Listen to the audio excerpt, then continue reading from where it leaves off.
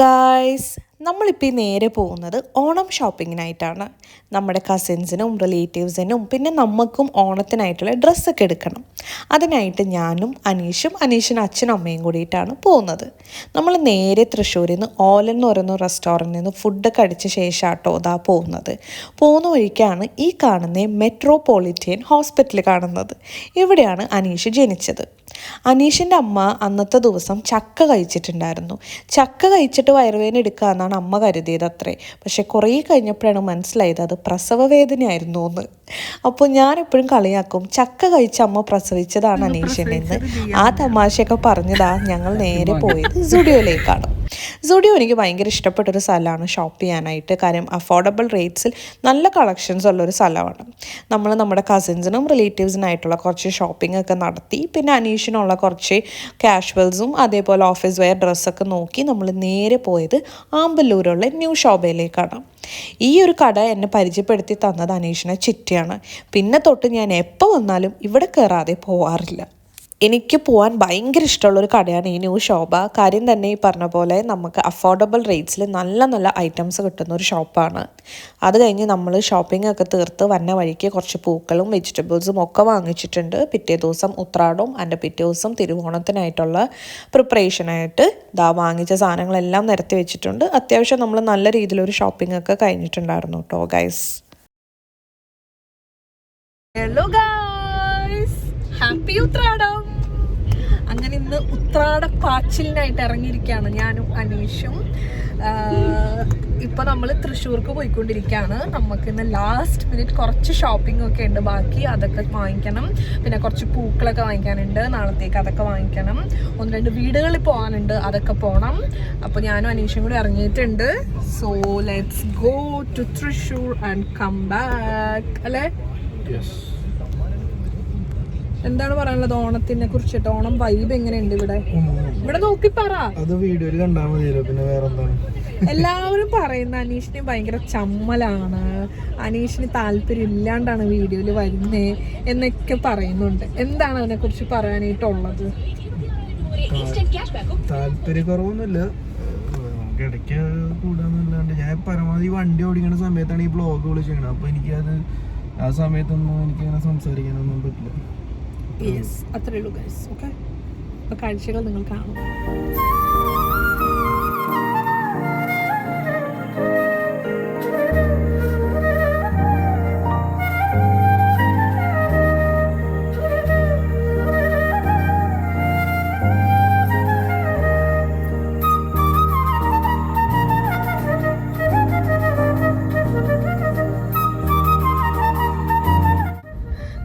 നമ്മളിപ്പോ നിൽക്കുന്നത് തൃശ്ശൂർ റൗണ്ടിലാണ്. തൃശ്ശൂർക്കാരൻ പറയൂ, തൃശ്ശൂർ വൈബ് എന്താണ് പറയാനുള്ളത്? തൃശ്ശൂരിലെ ഓണം എങ്ങനെ? തൃശ്ശൂരിലെ ഓണം അടിപൊളി. എന്ത് mood? Fully mood. Full lights ഒക്കെ ഡെക്കറേറ്റ് ചെയ്തിട്ടുണ്ട് ഗൈസ്. റൗണ്ട് തിരക്കെന്ന് പറഞ്ഞാൽ ഫുൾ തിരക്കാണ്. ഈ തവണത്തെ ഓണം ഒരുപാട് പ്രത്യേകതകൾ നിറഞ്ഞതാണ്. ഒന്നാമത്തെ കാര്യം, ഞാൻ നാട്ടിൽ വന്നൊരു ഓണം ആഘോഷിക്കുന്നത് ഏകദേശം 10 വർഷത്തിന് ശേഷമാണ്. പിന്നെ കല്യാണം കഴിഞ്ഞിട്ടുള്ള ഞങ്ങളുടെ 2 പേരുടെയും കൂടിയുള്ള ആദ്യത്തെ ഓണമാണ് നാട്ടിൽ, അതും അനീഷിൻ്റെ നാട്ടിൽ. പിന്നെ 3 കൊല്ലമായി കല്യാണം കഴിഞ്ഞിട്ടെങ്കിലും ഇതുവരെ ഞാൻ തൃശ്ശൂർ റൗണ്ടിൻ്റെ അകത്ത് കയറിയിട്ടില്ല. അങ്ങനെ ഒരുപാട് പ്രത്യേകതയുള്ളൊരു ഓണമായിരുന്നു ഇത്. സത്യം പറഞ്ഞു കഴിഞ്ഞാൽ ഈ തൃശ്ശൂർക്കാരുടെ ഒരു അഹങ്കാരം തന്നെയല്ലേ, സിറ്റിക്ക് നടുക്കായിട്ട് തന്നെ ഒരു വലിയ റൗണ്ടും അതിൻ്റെ ഒത്ത നടുക്ക് തന്നെ നമ്മുടെ ബ്യൂട്ടിഫുൾ ആയിട്ടുള്ള വടക്കുംനാഥൻ ക്ഷേത്രവും ചുറ്റും മൈതാനവും.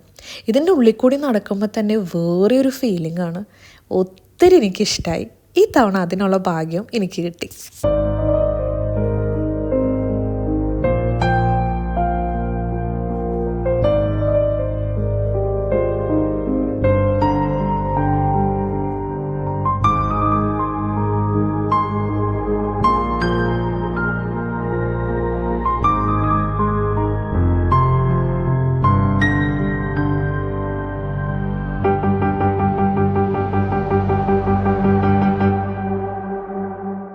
അനീഷ് എന്നോട് കൂടെ പറയാറുണ്ട്, തൃശ്ശൂരിൽ ഓണം കാണണം എന്ന്.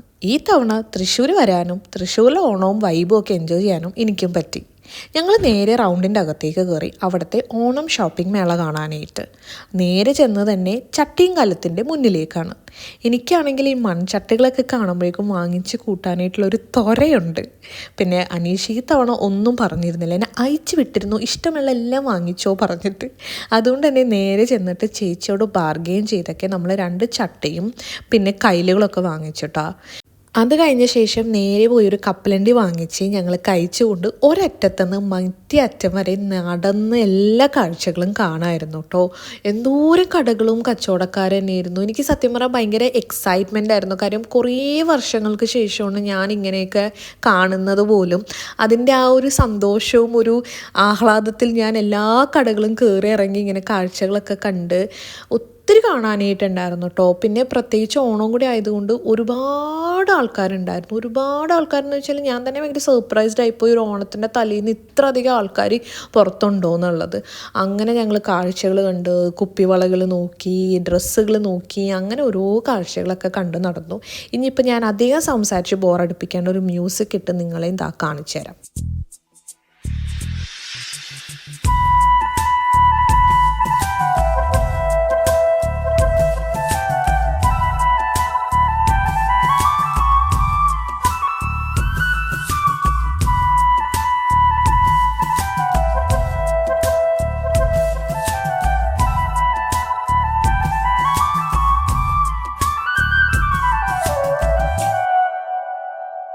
കാഴ്ചകൾ കാണൽ മാത്രമല്ല, കുട്ടി കുട്ടി ഷോപ്പിങ്ങും നമ്മളിവിടുന്ന് നടത്തിയിട്ടുണ്ടായിരുന്നു. പിന്നെ ഇവിടെ നിന്നുള്ള സാധനങ്ങൾ നമ്മൾ കൊടുക്കണ പൈസയുടെ ക്വാളിറ്റി അതിനുണ്ട്. ഈ ക്വാളിറ്റിയേക്കാളും കൂടുതലും ഇതൊക്കെ ഒരു എക്സ്പീരിയൻസ് ആണ്. പിന്നെ ഒരുപാട് കച്ചവടക്കാരുണ്ട്, നമ്മളെ കൊണ്ടാവുന്ന ചെറിയ ചെറിയ ഷോപ്പിംഗ് ചെയ്യുമ്പോൾ അവർക്കും ഒരു സഹായം.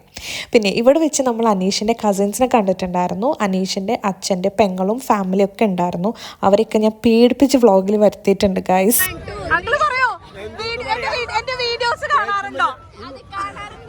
വേറൊന്നും കാണാറില്ല, നിങ്ങളെ വീഡിയോസ് മാത്രമേ നമ്മുടെ ഒരു സബ്സ്ക്രൈബർ ആണ് ഗൈസ്. ആന്റിക്ക് ഇതിന് പറയണ്ടോ? അമ്മ പറയൂ. ഹലോ അമ്മ എന്തിയാ അവിടെ വന്ന? എന്തിനാ?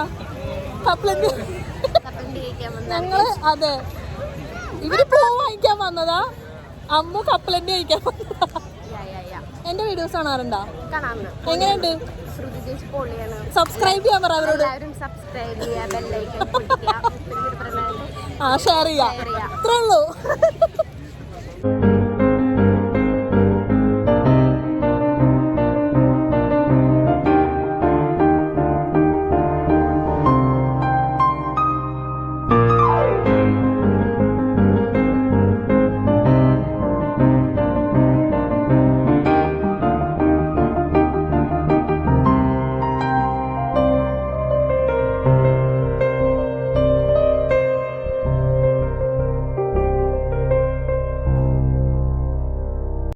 കാണുന്നവരെയൊക്കെ കൊണ്ട് ഞാൻ പേടിപ്പിച്ചാണെങ്കിലും ഷെയറും സബ്സ്ക്രൈബൊക്കെ പറയിപ്പിച്ചിട്ടുണ്ട് ഗൈസ്. പിന്നെ ദാ നമ്മൾ വീടെത്തി. അപ്പോഴേക്കും ഇവിടെ അമ്മയും അമ്മൂമ്മയും കൂടിയിട്ട് പിറ്റേ ദിവസത്തേക്കുള്ള ഓണസദ്യയുടെ ഒരുക്കങ്ങളൊക്കെ തുടങ്ങിയിട്ടുണ്ടായിരുന്നു. നമ്മൾ വാങ്ങിച്ച പച്ചക്കറികളൊക്കെ നിരത്തി വെച്ച് തേങ്ങയും പച്ചമുളകും, പിന്നെ ഒരു സൈഡിൽ കൂടി തേങ്ങ ചിരവൽ നടക്കുന്നുണ്ട്, ഒരു സൈഡിൽ കൂടി പച്ചക്കറി നുറുക്കണ നടക്കുന്നുണ്ട്. അങ്ങനെ മൊത്തത്തിൽ ഒരു ബഹളം തന്നെയായിരുന്നു. ഈ കാണുന്ന വീഡിയോസൊക്കെ എനിക്ക് എടുത്ത് തന്നേക്കുന്നത് അനീഷിൻ്റെ അമ്മയാട്ടോ. അതും അമ്മയുടെ ഫോണിൽ. ഞാൻ പുറത്തു പോക്കും പിന്നെ ഉറങ്ങി എണീക്കുന്നത് ലേറ്റായിട്ടൊക്കെ ആയത് കാരണം പല സമയത്തും എനിക്ക് വീഡിയോസ് പലതും ക്യാപ്ചർ ചെയ്യാൻ പറ്റുന്നുണ്ടായിരുന്നില്ല. അതൊക്കെ മനസ്സിലാക്കി അമ്മയാണ് ഈ പണിയുടെ ഇടയിൽ കൂടിയും ഈ വീഡിയോസൊക്കെ എടുത്ത് എനിക്ക് വാട്സപ്പിൽ സെൻഡ് ചെയ്ത് തന്നത്. ഞാൻ ഭയങ്കര സർപ്രൈസ്ഡ് ആയിപ്പോയിട്ടോ അമ്മ ചെയ്ത് തന്നതൊക്കെ. അമ്മ അങ്ങനെയൊക്കെ എടുത്ത് തന്നതുകൊണ്ടായിപ്പോൾ ഈ വീഡിയോയിൽ എനിക്ക് നിങ്ങൾക്ക് കാണാനായിട്ട് എല്ലാം ഇൻക്ലൂഡ് ചെയ്യാൻ പറ്റിയത്. അപ്പം അമ്മയ്ക്കൊരു പ്രത്യേക താങ്ക്സ്. ഇനി അമ്മൂമ്മയുടെ കാലത്തുള്ള കുറച്ച് ഓണവിശേഷങ്ങളൊക്കെ കേട്ടാലോ ഗൈസ്. വായോ. അത്തം കഴിഞ്ഞ കായ വറുക്കും, അത് 4 വറുക്കുക. അന്നൊക്കെ 4 വറുക്കുക, വട്ടത്തിൽ വറക്കൽ കുറവാ. പിന്നെ ശർക്കര പേരി ഉണ്ടാക്കും. അത് കഴിഞ്ഞ് വടുകപ്പുളി നാരങ്ങ കറി ഉണ്ടാക്കും, പുളിഞ്ചി ഉണ്ടാക്കും. പിന്നെന്താ ഓണത്തിന് ഇതൊക്കെ നേരത്തെ ഉണ്ടാക്കി വെക്കും. ഞങ്ങൾ അത്തം കഴിഞ്ഞാൽ കായ കൊണ്ടുവന്ന് കായ വറുത്ത് വയ്ക്കുക. എല്ലാം പുളിഞ്ചി നാരങ്ങ ഒക്കെ. പിന്നെ 10 ദിവസം ഓണായില്ലേ, അപ്പം എല്ലാം അങ്ങനെ ഉണ്ടാക്കും. പിന്നെ പൂക്കളൊക്കെ പാരിടാ അതിൻ്റെ പൂത്തറ ഉണ്ടാക്കും. പൂത്തറ ഉണ്ടാക്കി ചാണം മെഴുകി പൂവിടും. അന്നൊക്കെ ഞാനൊക്കെ ഇടും പൂവൊക്കെ ഇടാൻ എനിക്കിഷ്ടമാണ്. പൂവൊക്കെ ഇടും. വലിയ കൊലയൊക്കെ വാങ്ങിക്കും അമ്മൂമ്മയുടെ അവിടെ. ഞങ്ങളുടെ കായ വാഴ വെക്കാണ്ട് ഞങ്ങൾക്ക് കായ ഇഷ്ടം പോലെ ഉണ്ടാവും. എത്ര കായ വെട്ടിക്കൊണ്ടിരാന്നറിയാം, ഇഷ്ടം പോലെ. അതന്നെ കായ വറുത്ത് കഴിഞ്ഞാൽ ഒരു 2 പത്തടങ്ങഴി വരുന്നുണ്ട്. അതിൽ ശർക്കരപ്പേരി, കായ വറുത്തത്, നാലും വറുത്തത്. അന്ന് വട്ടം വറക്കൽ കുറവാട്ടോ, നാലും വറക്കലാണ് കൂടുതലും. അത് വറുക്കും. അത് കഴിഞ്ഞ് ഓണസദ്യ. 5 വട്ടം ഞങ്ങൾക്ക് ഓണസദ്യയുടെ അച്ഛൻ ഇവിടെ പണിക്കാരുണ്ട്, പാടത്ത് പണിക്കാരൊക്കെ ഉണ്ട്. ചേട്ടൻ്റെ സമയത്തൊക്കെ പാടത്ത് പണിക്കാരുള്ള കാരണം 5 വട്ടം അവർക്കൊക്കെ ഓണപ്പട കൊടുക്കും. അതുപോലെ കായ വറുത്തത് എല്ലാം ഒരു പാക്കറ്റായിട്ട് അവർക്ക് കൊടുത്തു വിടും. അങ്ങനെ 5 വട്ടം ഒരു സദ്യ. പിന്നെ ഇപ്പം ബന്ധുക്കളോടൊക്കെ അങ്ങോട്ട് ഇങ്ങോട്ടൊക്കെ ഓണം നമ്മൾ കൂട്ടാം ഞങ്ങൾ. ഇപ്പം ചേട്ടൻ്റെ വീട്ടിലേക്ക് ഒരു സോണെണ്ണം, തിരുവോണം ഉണ്ട്, 2 ഓണം അവരോടൊന്നും. അങ്ങനെയൊക്കെ ഒരു കാലമായിരുന്നു. അതിനൊക്കെ കൊറേ മാറ്റമുണ്ട് ഇപ്പോഴത്തെ ഓണം. മാറ്റമുണ്ട്. ഇപ്പൊ കായ എല്ലാം ഉപ്പേനും മേടിക്കല്, എല്ലാം റെഡിമെയ്ഡ് മേടിക്കലല്ലേ. ഭക്ഷണം വരാൻ റെഡിമെയ്ഡായി. അതെ, നമ്മുടെ കായുപ്പേരി അതെ ആമ്പല്ലൂരിന്ന് വരാനിരിക്കണേ ഉള്ളൂ. ഇതുവരെ വാങ്ങിച്ചിട്ടില്ല. എല്ലാം ഉണ്ട്, എല്ലാ കൃഷിയിലും ഉണ്ടാവും പാടത്ത്. അങ്ങനെ പിന്നെ ചേനയും കായും വറുക്കും. പയറ്, ചേന, കായ അതൊക്കെ ഓണത്തിൻ്റെ അന്ന് വിളമ്പാനായിട്ട്, തിരുവോണത്തിന് വിളമ്പാനായിട്ട് കയ്പയ്ക്ക എല്ലാം വറുക്കും. മതി എല്ലാവരും അമ്മൂമ്മയുടെ കഥയൊക്കെ കേട്ട് അങ്ങനെ സുഖിച്ചിരിക്കുക അല്ലേ? നമ്മുടെ ഒരുക്കങ്ങളൊക്കെ ഏകദേശമായി. ഇനിയിപ്പോൾ ഓണത്തിൻ്റെ വിശേഷങ്ങളും ഓണത്തിൻ്റെ ദിവസത്തെ കാഴ്ചകളൊക്കെ ആയിട്ട് അടുത്ത വ്ളോഗിൽ കാണാം. അപ്പോൾ ബൈ.